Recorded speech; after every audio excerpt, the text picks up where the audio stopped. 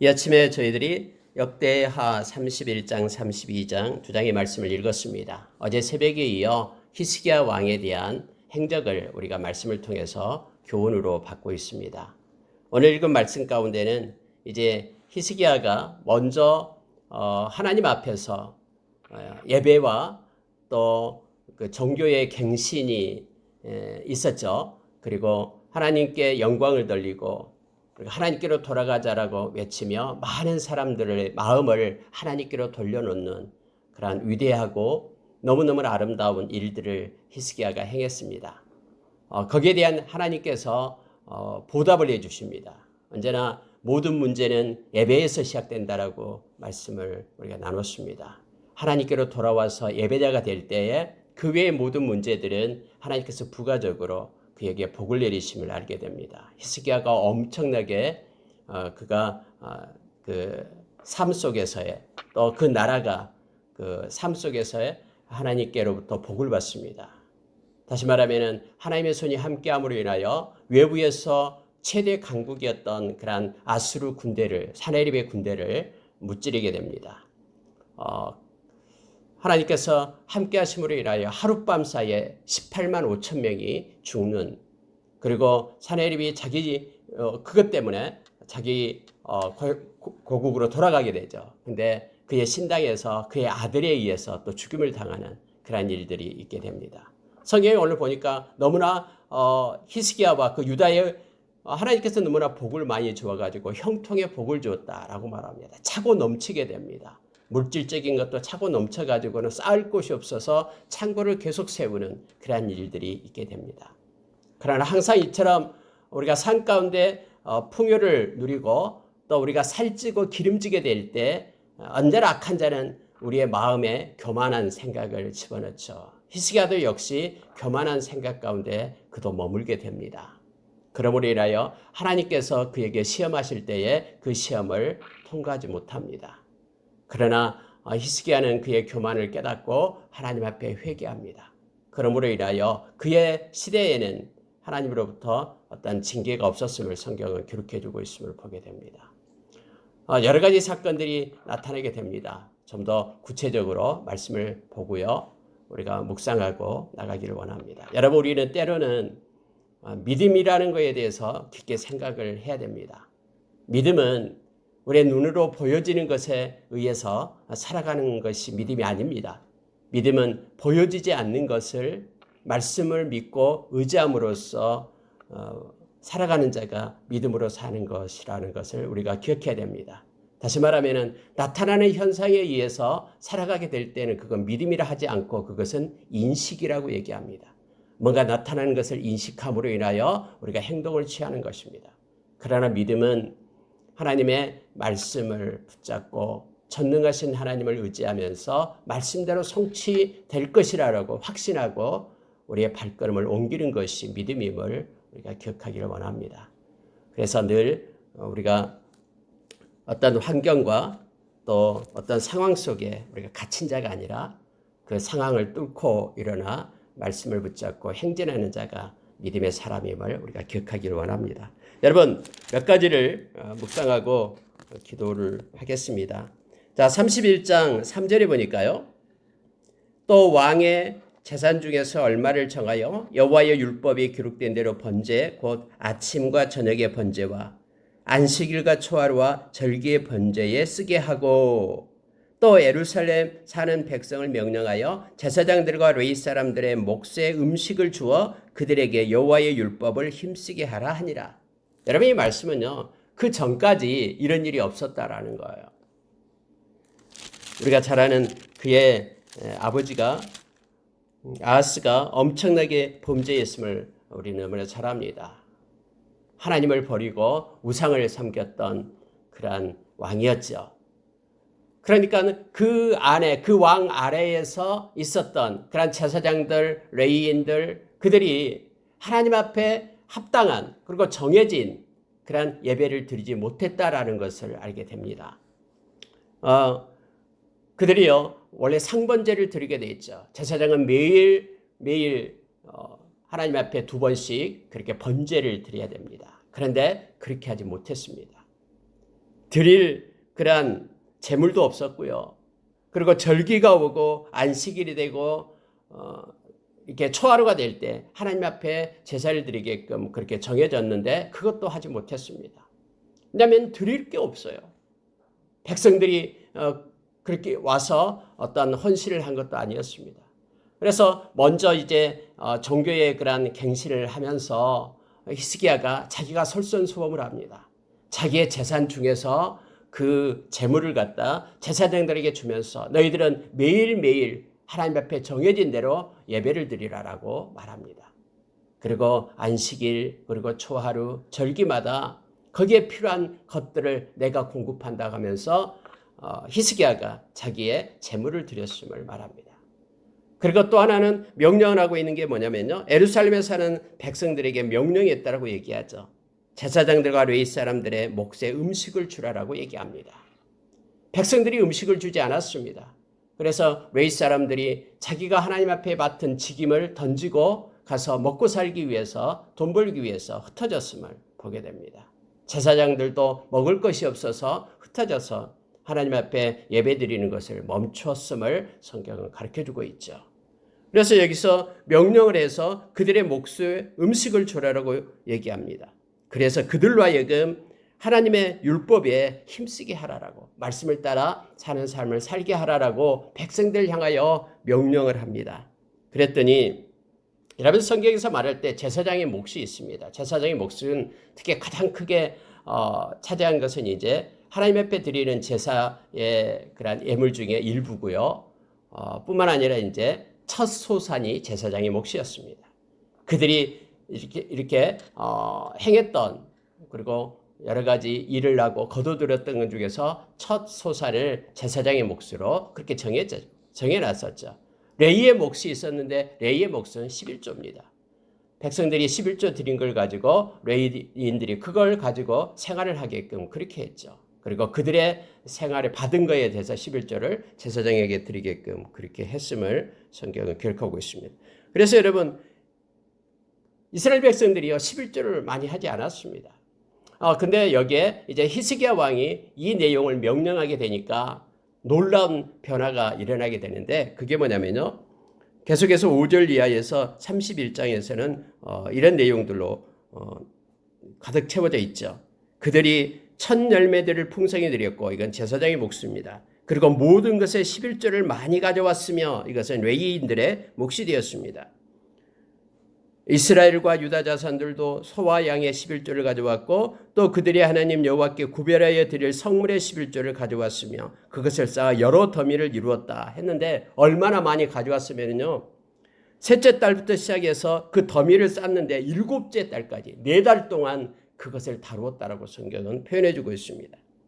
그때 대제사장이 누구였냐면은 아사랴였습니다. 10절에 보니까 아사랴가 이제 히스기야에게 이렇게 말합니다. 백성이 예물을 여호와의 전에 드리기 시작함으로써 우리가 만족하게 먹었으나 남은 것이 많으니 이는 여호와께서 그의 백성에게 복을 주셨음이라라고 말합니다. 여러분 이 제사장들이 먹을 것이 많았고 많이 만족하게 먹었고 많이 남았습니다. 근데 그 이유가 뭐냐면 하나님께서 백성들에게 풍족하게 복을 주었다라고 그렇기 때문에 이렇게 많이 우리가 먹게 되고 남게 되었습니다라고 말하죠. 이게 무슨 뜻이냐면요. 그들은 10분의 1을 가져온 거예요. 그러면 10분의 1이 11조가 많다라는 것은 백성들이 하나님께서 은혜를 베풀어서 많은 양의 그러한 수확을 했다라는 거죠. 그래 거기에서 가져왔기 때문에 성경은 그렇게 말하고 있어요. 여호와께서 그의 백성에게 복을 주셨습니다라고 말하고 있습니다. 하나님의 방법입니다. 하나님은 언제나 하나님께서 우리에게 베푸신 것, 우리가 가지고 있는 것 가운데에서 하나님이 허락해 주심을 믿고 마음을 담아서 자원하면서 하나님께 감사 예물을 드릴 것을 요청하고 있습니다. 빚을 내서 하나님께 드리라는 것이 아닙니다. 그건 성경적이지도 않습니다.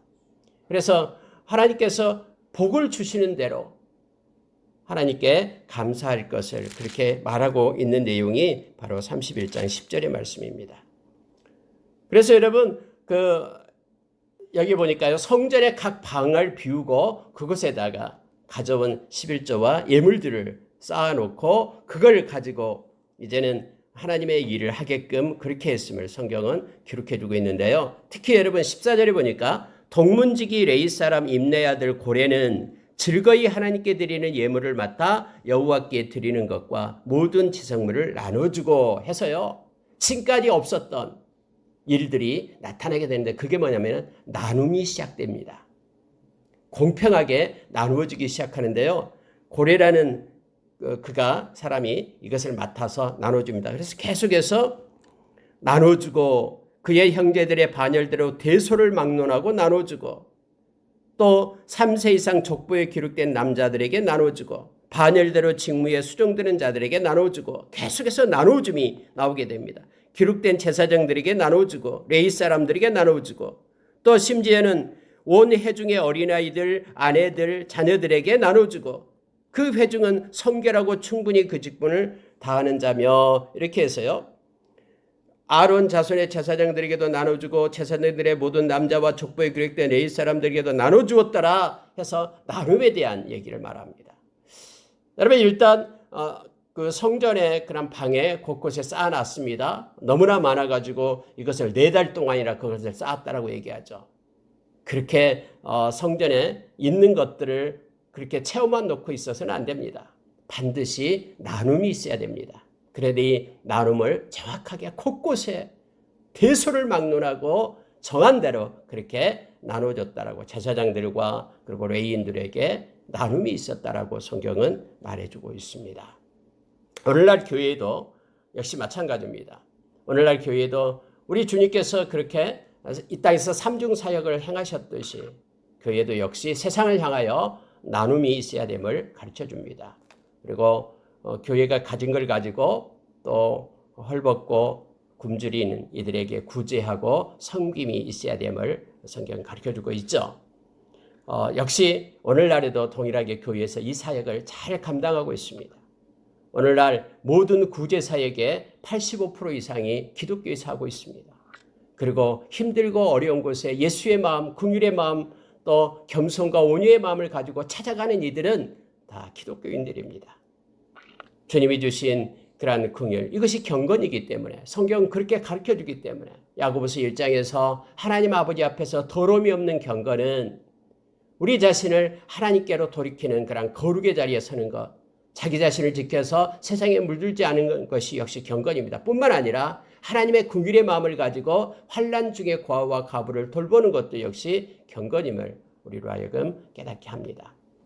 교회 이 성전에서 이 고레를 중심으로 그들이 이것이 마땅히 받아야 될 자들에게 다 분배되고 나누어줬음을 성경은 가르쳐주고 있습니다. 그러면서 여러분 20절에서 성경이 이렇게 표현합니다. 히스기야가 온 유다에 이같이 행하되 그의 하나님 여호와 보시기에 선과 정의와 진실함으로 행하였으며 라고 3가지를 얘기합니다. 하나님 보시기에 선을 행했다. 즉 다시 말하면 하나님의 마음에 흡족하게 하나님의 뜻 가운데 행했다라고 말합니다. 정의를 행했다라고 얘기하죠. 공의와 정의, 이것이 하나님의 속성이죠. 그리고 하나님은 늘 우리에게 말씀합니다. 하나님 앞에서 정직하게 행하는 것, 이것이 하나님을 믿는 것이고 하나님을 기쁘시게 하는 것이다라고 성경은 말해주고 있습니다. 살아계신 하나님을 믿는다라는 것은 우리가 하나님, 사람이 보든 보지 않든 하나님 앞에 우리가 서는 것입니다. 그것이 곧 정직으로 나타나는 것이죠. 정의를 행하는 것. 미가서 6장 8절에도 역시 하나님께서 원하시는 것, 하나님이 기뻐하는 것이 뭐냐라고 얘기할 때에 바로 그 얘기를 하죠. 정의를 행하는 것을 얘기합니다. 뿐만 아니라 여러분 진실함으로 행했다라고 얘기합니다. 이것은 내적인 것을 얘기합니다. 겉으로 나타나는 것이 정의고 정직이라면 진실한 마음, 온전한 마음, 이 진실함을 가지고 히스기야가 그렇게 행했다라고 말합니다. 여러분 이것을 반대로 생각하면 됩니다. 자, 우리는 선과 정의와 진실함으로 행했다 할 때요. 이제 속에서부터 진실한 마음을 가지고 삶 가운데 정직히 하나님 보시기에 기쁘게 정의를 행하고 그리고 하나님이 원하시는 그러한 여러 가지 일들, 선한 일들을 그가 행했다라고 생각하면 됩니다. 우리의 마음으로부터 진실된 마음을 가지고 그리고 정직하게 하나님께서 허락해 주시는 일을 행했다. 선을 행했다. 그가 바로 히스기야였다라고 성경은 그렇게 기록해 주고 있음을 보게 됩니다. 여러분 21절에 보니까요. 그가 행한 모든 일 곧 하나님 전에 수종드는 일이나 율법이나 계명이나 그의 하나님을 찾고 한 마음으로 행하여 형통하였더라라고 성경 말합니다. 다시 말하면 온전한 마음을 가지고 그는 하나님을 찾는 자였습니다. 그래서 하나님이 가장 기뻐하는 예배부터 회복시키는 일을 그가 통치하자마자 했거든요. 하나님을 늘 찾고 그렇게 하나님 앞에서 한 마음을 가지고 온전한 마음으로 그렇게 행하였더니 하나님께서 그에게 형통을 주었다라고 형통하였더라라고 성경은 기록해 주고 있습니다. 여러분 32장 1절에 가니까요. 성경이 이렇게 표현합니다. 이 모든 충성된 일을 한 후에 성경은 이것을 충성이라고 말합니다. 하나님 앞에 예배하는 것이 충성입니다.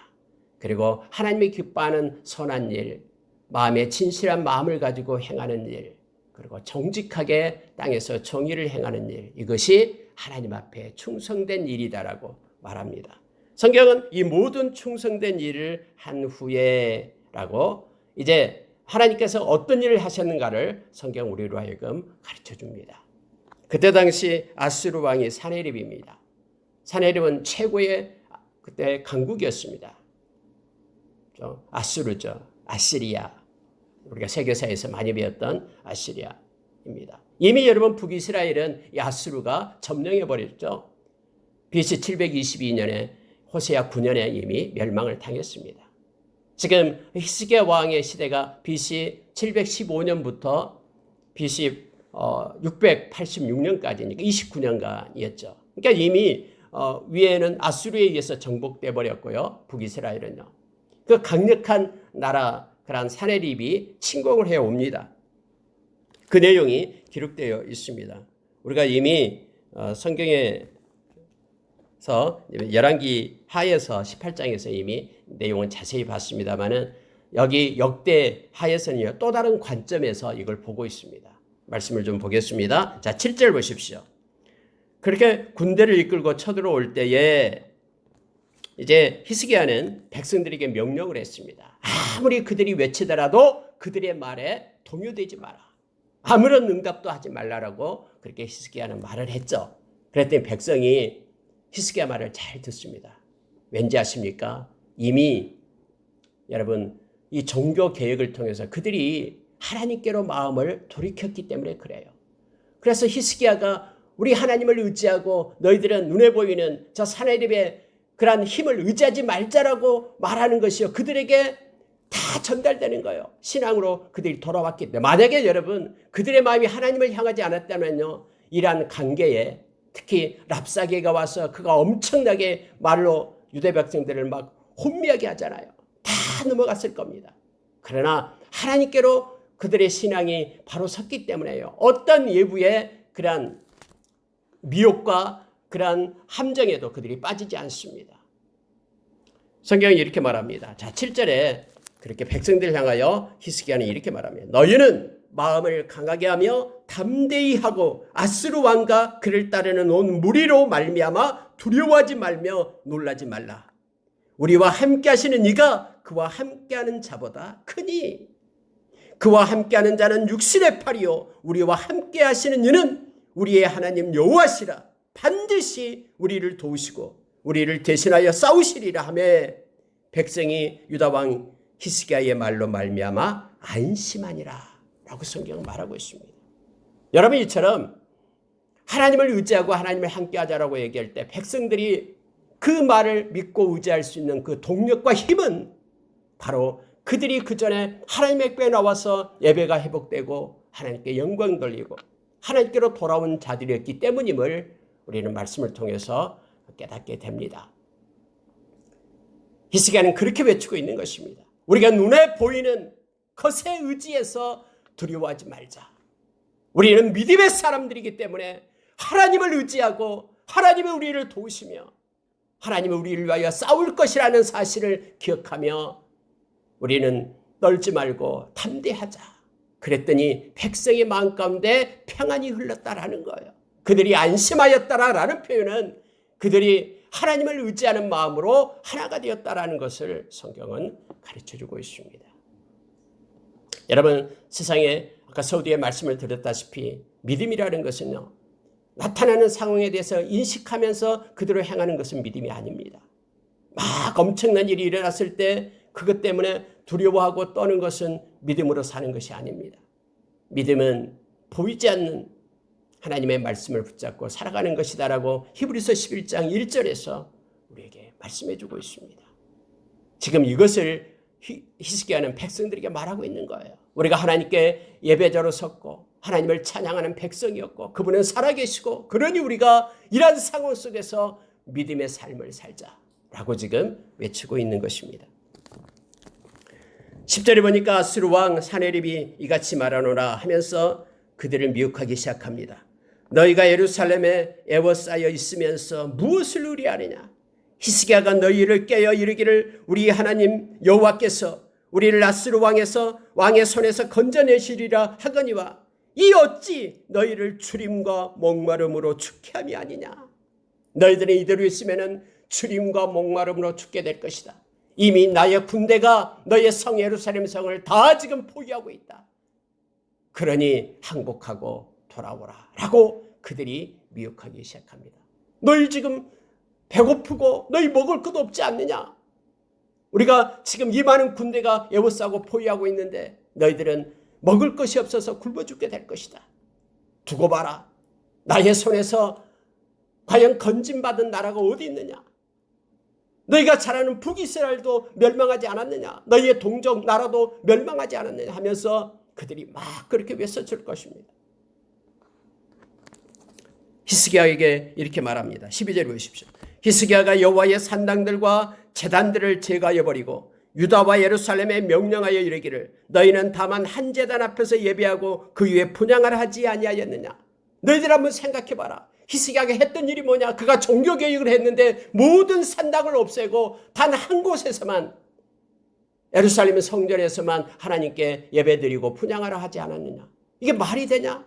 이렇게 어려울 때 곳곳에서 산당들이 있어가지고 그것에 가서 그들의 신에게 빌어야지만이 신이 좋아해서 너희들에게 도와줄 텐데 신들에게 예배드리는 장소를 다 없애버리고 한 곳만 만들어놨는데 그 신이 도와주겠느냐? 라면서 지금 그들을 역으로 그렇게 미혹하고 있음을 보게 됩니다.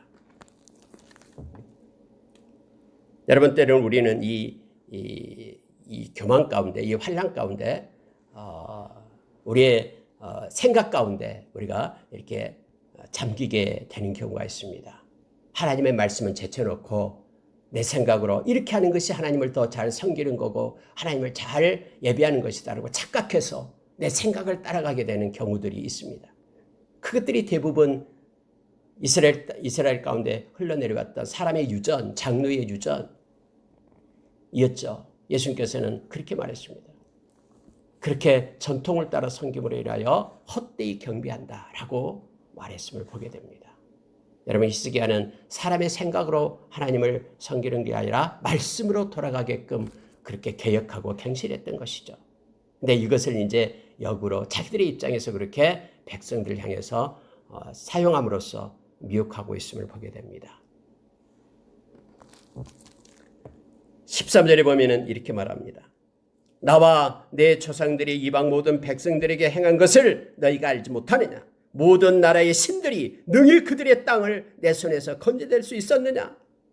하나님이 능히 너희를 내 손에서 건져내겠느냐? 그런즉 이와 같이 너희는 히스기야에게 속지 말라. 꾀임을 받지 말라. 그를 믿지도 말라. 너희 하나님이 너희를 내 손에서 건져내겠느냐 하였더라 라고 성경 말합니다. 여러분, 여기까지 가버려요. 교만한 악한 자들은요, 하나님을 무능한 하나님으로 세상의 다른 우상들과 동일하게 하나님을 끌어내리는, 물론 세상 사람들이 지금도 다 그러죠. 우리가 예수 믿고 하나님께 영광 돌리는 하나님의 백성이다라고 말하면은요, 이 예수 그들도 다른 종교의 하나로 생각하는 것이 세상 사람이죠. 그러면서 그렇게 세상은 말하고 있죠. 그들 역시 하나의 종교에 불과하다고 기독교도요. 왜 너희들은 그렇게 배타적이냐고. 왜 너희들만 구원이 있다라고 말하느냐고. 서로 존중해주면서 서로를 높여자라고 하면서 그들은 말합니다. 그들은 마치 마음이 넓어서 모든 종교들을 다 이렇게 수용한 것처럼 그렇게 포장을 하죠. 그러나 기독교만큼에는 예수 아니면은 구원이 없다라고 얘기하니까 배타적이라고 하면서 앞으로도요 계속해서 기독교는 이처럼 그렇게 모욕을 당하고 또 멸시와 무시를 당하게 될 겁니다. 그러나 어쩔 수 없습니다. 성경에서 오직 예수 그리스도만이 구원에 이르는 길이고 천하 인간의 구원을 얻을 만한 이름을 준 적이 없다라고 말하기 때문에 그렇습니다. 아무리 불교에서 절에서 예수님 오신 날 하면서 축하면서 현수막을 걸어도 우리는 무슨 다른 구원이 있다라고 불교를 위하면서 구원이 있다라고 행할 수 없습니다. 우리는 말씀을 따라 살아가는 사람들이고요. 또 성경에서는 결코 다른 신이 없음을 성경은 우리에게 말해주고 있기 때문에 그렇습니다. 지금 이들이 지금 미혹하는 것이 바로 이겁니다. 하나님도 너희들 손에서 건져낼 수 없다라고 말하고 있습니다. 여러분 이러한 그러한 일들로 인하여 사내립이요 또 다음에는 또 편지를 써가지고 또 나타내고 있죠. 여호와를 욕하고 비방하였다라고 말합니다. 여러분 다른 성경에서 히스기야는 그 편지를 들고 하나님의 성전으로 올라갑니다. 그리고 하나님 앞에 펼칩니다. 하나님 보십시오. 이렇습니다. 하나님의 손을 구합니다. 그리고 이사야에게 연락해서 이사야와 함께 기도하는 자리에 있었다라고 성경은 말하고 있습니다. 자, 19절에 가니까요. 그들이 예루살렘의 하나님을 비방하기를 사람의 손으로 지은 세상 사람의 신들을 비방하듯 하였더라라고 말하고 있습니다. 세상의 신들은 사람의 손에 의해 만들어진 그것은 다 가짜죠. 그것으로 인하여 모조품 평안을 얻기 위해서 그들은 노력하고 안달합니다. 그러나 우리가 섬기는 하나님은 모든 세상 만물을 주관하시는 주권자 하나님 되십니다. 그는 영원부터 영원까지 살아계시고요. 우리를 창조하시는 창조주 하나님이십니다. 그런데 그들은 세상 사람 신들을 비방하듯 그렇게 합니다. 그랬더니 이러므로 히스기야 왕이 아모스의 아들 선지자 이사야와 더불어 하늘을 향하여 부르짖어 기도하였더니 라고 말합니다. 같이 기도했다라는 것은 아니죠. 장소는 다르지만 하나님께 엎드려 기도했습니다. 히스기야도 하나님의 성전에 올라가서 기도했고요. 이사야도 자기가 있는 처소에서 하나님 앞에 기도합니다. 그리고 이사야를 통해서 하나님께서는 말씀하셨음을 다른 성경에서 보게 됩니다. 그런데 그 내용은 여기 역대하에서는요. 줄여서 말하고 있는데 이렇게 말합니다. 21절입니다. 여호와께서 한 천사를 보내어 아스루 왕의 진영에서 모든 큰 용사와 대장과 지휘관들을 멸하신지라 라고 되어 있죠. 18만 5천 명을 하룻밤 사이에 멸하게 됩니다. 하나님은 그렇게 말씀했죠. 그들이 이곳에 엄청난 군대를 이끌고 왔지만은 예루살렘 성을 향하여 화살 하나 쏘지 못할 것이다. 하나님은 그렇게 말하고 말씀하시고 그날 밤에 하나님의 그런 천사들에 의해서 그들이 다 몰살당했음을 성경은 말해주고 있습니다. 사내립도 역시 이것 때문에 자기 몸에서 난 자들에게서 칼로 죽였더라라고 말하고 있습니다. 이와 같이 여호와께서 히스기야와 예루살렘 주민을 아스루 왕 사내립의 손과 모든 적국의 손에서 구원하여 내사 사면으로 보호하시매라고 성경 말하고 있죠. 여러분 세상에서요 아무리 큰 소리를 낸다고 해도 그 큰 소리가 역사를 이루는 거 아닙니다. 납사개가 막 기교 섞인 말로 너희들의 오줌과 똥을 먹게 한다라고 하면서 엄청나게 비난하고 그렇게 경멸했지만 그대로 이루어진 것이 아니죠. 그러니 우리는 세상에서요 큰 소리 나고 또 엄청나게 큰 권세가 있는 것처럼 보이는 것에 우리는 기죽지 말아야 됩니다. 우리와 함께 하시는 그 하나님 믿음의 눈을 가지고 말씀을 따라 살아가는 저와 여러분이 되기를 원합니다. 이렇게 살아갈 때에 하나님은 영광을 받는다라고 성경은 말합니다. 그리고 우리가 이 세상 끝나고 우리 주님 만날 때도 우리 주님으로부터 우리가 영광과 존귀와 그리고 칭찬을 받게 될 것이다라고 성경은 가르쳐주고 있습니다. 하나님께서는 이처럼 사면을 보호했다라고, 적국의 손에서 구원했다라고, 이러한 형통을 주었다라고 성경은 말해주고 있습니다. 뿐만 아니라 여러분, 일로 인하여 어떤 일이 발생하게 되냐면요, 23절 하반절에 보니까 이후부터 히스기야가 모든 나라의 눈에 존귀하게 되었더라. 이러한 영광과 형통을 하나님께서는 허락해 줍니다.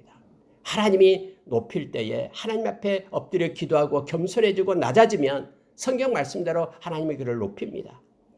하나님이 그를 높일 때에 그는 모든 사람들로부터 존귀함을 얻게 됩니다.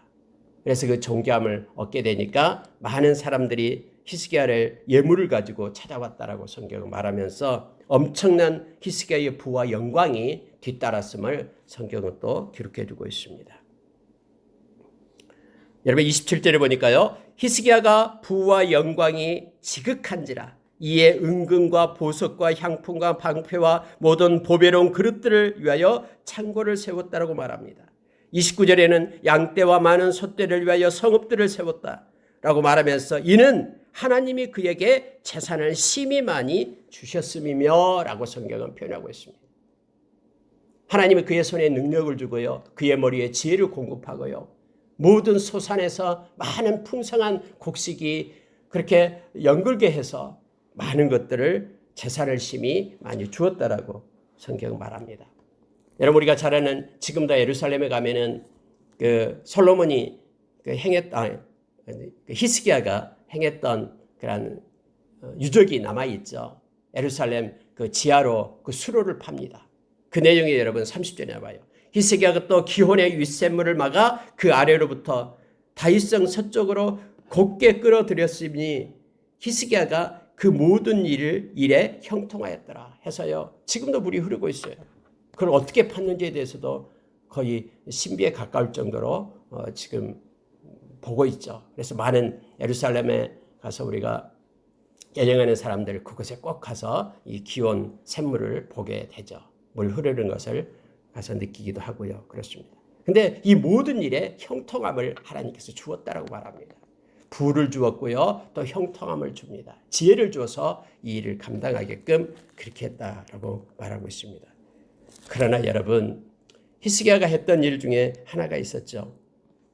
그게 뭐냐면은 히스기야가 병들어 죽게 되었을 때의 그 사건이 나오고 있습니다. 히스기야가 하나님 앞에 엎드려 기도하기 시작했죠.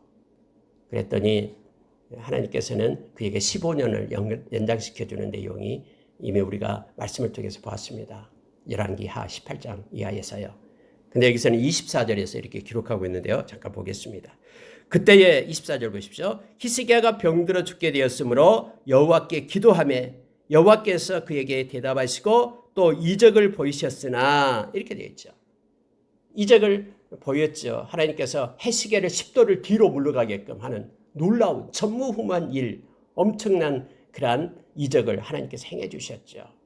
그런데 이제 이렇게 하나님이 보호하시고 하나님께서 은혜를 베풀어 주었는데 문제는 뭐냐면 히스기야가 마음이 교만하여 그 받은 은혜에 보답하지 아니하므로 진노가 그와 유다와 예루살렘에 내리게 되었더니 히스기야가 마음의 교만함을 뉘우치고 예루살렘 주민들도 그와 같이 하였으므로 여호와의 진노가 히스기야의 생전에는 그들에게 내리지 아니하니라 라고 성경은 말하고 있습니다. 여러분 히스기야는 그 마음의 교만을 이렇게 지적받을 때에 하나님 앞에 그가 뉘우쳤습니다. 그 내용이 나오죠. 하나님께서 행하시는 일이 옳습니다 라고 인정하는 거예요. 그래서 그의 백성들에게 히스기야가 살아있을 동안에는 하나님의 진노가 내리지 않았다라고 말합니다. 그 일이 뭐냐면은 바로 31절의 내용이에요. 31절 볼게요. 그러나 바벨론 방백들이 히스기야에게 사신을 보내어 그 땅에서 나타난 이적을 물을 때에 하나님이 히스기야를 떠나시고 그의 심중에 있는 것을 다 알고자 하여 시험하셨더라. 이 내용이에요. 여러분 여기서 성경에 보니까 하나님이 히스기야를 떠났다라는 표현을 썼죠. 하나님이 강권적으로 행하지 않았다라는 뜻이에요. 히스기야에게 맡겼다라는. 여러분 히스기야가 얼마나 하나님 앞에 그렇게 정직하고 또 그렇게 예배자로 세워지고 또 자기의 재산을 다 들여가지고는 그렇게 하나님께 예배하고 뭐 이런 내용들이 있었잖아요. 근데 하나님이 히스기야를 시험하셨다라고 성경은 표현하고 있어요. 근데 그 시험에서 히스기야가 넘어갑니다. 뭐 때문에요? 이 교만 때문에. 여러분, 우리가 교만은 악한 사탄이 우리 마음 가운데 악한 생각으로 넣어준 것이 바로 교만이다 그랬죠. 교만이 우리를 넘어지게 합니다. 그래서 하나님의 백성은 늘 이 교만과의 싸움입니다. 특히 잘되고 평안하고 뭔가가 쌓이고 그럴 때에 우리는 조심해야 됩니다. 예수님께서도 역시 마가복음 7장 21절 이하에서 이 속에서 마음에서 나오는 그런 악한 생각 하면서 12가지를 얘기할 때에 그중에 교만을 얘기하고 있죠. 그중에 하나가요. 교만과 우매함. 그게 마지막 두 가지인데요. 이 교만을 얘기할 때에 이 모든 것들이 자기의 힘에 의해서 이루어진 것처럼 착각하게 하는 것이죠. 그래서 우매함이 나타나는 거예요. 우매함이라는 것이 뭐냐면요. 하나님의 경외함이 지혜인데 이 지혜가 소멸돼 버려요. 그래서 하나님을 의지하고 하나님을 영화롭게 하고 또 하나님을 경외함이 사라져 버리는 거예요. 이것이 우매함이에요. 자기가 뭔가를 다 한 것처럼 이것이 자기가 뭐 능력이 있어서 그렇게 된 것처럼 그러한 마음이 스물스물 들어오는 거예요. 그래서 수많은 여러분 유다의 왕들이요. 이 마지막에 넘어지는 것이 이 교만함 때문에 넘어지는 거예요. 이 시험에서 그가 시험에 넘어가게 됩니다. 그의 심중에 있는 것을 알고자 하여 시험하였더라라고 얘기했는데 그가 이 시험에서 통과되지 못하고 많은 그런 사신들에게 다 보여주면서 이 모든 것들을 보여주면서 자랑을 하게 되죠. 그럴 때 하나님께서 이제 선지자를 통해서 이것을 얘기하니까 그가 뉘우치고 그때서 깨닫고 하나님 앞에 회개했다라고 말합니다. 그랬더니 하나님께서 그의 생전에는 그 땅과 그를 보호했다라고 성경은 말해주고 있습니다. 여러분 창세기 22장에서는 이렇게 아브라함은 하나님께서 시험을 아브라함에게 하시죠. 그럴 때 아브라함은 이삭을 드립니다. 아침 일찍 일어나서 이삭을 데리고 가서 모리아산에 가서 그렇게 드렸는데 이것을 히브리서 11장에서는 이미 아브라함이 말씀을 따라서 이렇게 믿음으로 순종했다라고 말합니다. 즉 말씀이 뭐냐면은 하나님께서 그 아들을 통해서 하늘의 별처럼 땅에 그러한 바닷가의 모래처럼 그의 자손을 많게 하실 것이라는 하나님의 그 말씀을 그가 믿었기 때문에 하나님의 그 명령에 그 시험에 그가 넘어가지 않고 순종함으로써 그것을 행했다라고 말하죠. 그래서 여러분 성경에 나타나고 있잖아요. 그러한 일이 있고 난 다음에 하나님께서 그에게 엄청난 복을 내리는 장면이 나오고 있음을 보게 됩니다. 하나님도 사람을 시험합니까? 예, 시험합니다. 근데 여러분 하나님의 시험은요. 사탄이 주는 시험하고는 다릅니다. 하나님이 우리에게 시험하는 것은요. 우리가 믿음으로 살고 또 우리로 하여금 더 나은 하나님의 백성, 온전케 되는 하나님의 백성으로 우리를 세우기 위한 목적으로 행합니다. 사탄도 우리를 시험합니까? 예, 시험합니다. 야고보서 1장에 보면은 사탄이 시험을 해요. 근데 사탄이 시험하는 것은 그건 템프테이션이죠. 우리를 미혹해가지고 우리를 악한 자리에 죄를 짓게끔 우리를 그렇게 이끌어가는 미혹, 그 시험은 사탄이 주는 거고요. 하나님은 그러한 시험은 하시지 않고요. 우리를 세우고 우리에게 복을 주기 위하여 우리를 온전하게 위하여 믿음으로 사는 것을 하나님께서는 원하시기 때문에 우리에게 그렇게 테스트, 시험한다라고 성경은 말해주고 있습니다. 여러분 말씀을 마치겠습니다. 이렇게 해서 히스기야가 이제 그의 인생 29년을 마치게 되는데요. 성경이 이렇게 표현하고 히스기야가 그의 조상들과 함께 누움에 온 유다와 예루살렘 주민이 그를 다윗 자손의 묘실 중 높은 곳에 장사하여 그의 죽음에 대하여 경의를 표하였더라. 다윗의 그런 왕들, 다윗의 자손의 왕들의 무덤 중에서 가장 높은 곳에다가 히스기야를 그렇게 묻었다라고 성경은 말해주고 있어요. 경의를 표했다라고 말하고 있죠. 왜요? 그들에게 신앙을 주었기 때문에 그렇습니다. 그들을 돌이켜서 하나님께로 예배를 회복시키고요. 하나님께로 돌아오게끔 히스기야가 그렇게 했거든요. 그것이 가장 존귀하고 보배롭게 여긴 백성들은 히스기야가 죽을 때에 그의 조상들의 무덤보다도 가장 높은 곳에 히스기야의 무덤을 세웠다라고 성경은 가르쳐주고 있습니다. 그러면서 여러분 하나님의 마음을 이 말씀 가운데 기록해주고 있고요. 특히 이 역대하를 기록했던 이는 히스기야만 4장에 걸쳐서 그가 기록하며 긍정적으로 쓰고 있음을 우리가 느끼게 됩니다. 우리가 이 세상에 살아갈 때에 가장 경계해야 될 것이 이 교만입니다. 그리고 가장 우리가 추구해야 될 것이 하나님께 예배자로 서고 믿음을 따라 사는 것이었음을 성경 우리로 하여금 알게 합니다. 오늘 하루도 믿음으로 살아가는 하루, 하나님과 겸손히 동행하는 하루가 되기를 원합니다. 영적 전쟁에서 교만에서 이겨나서 그래서 우리가 겸손으로 하나님과 동행하는 하루가 되기를 원합니다. 이렇게 기도하겠습니다.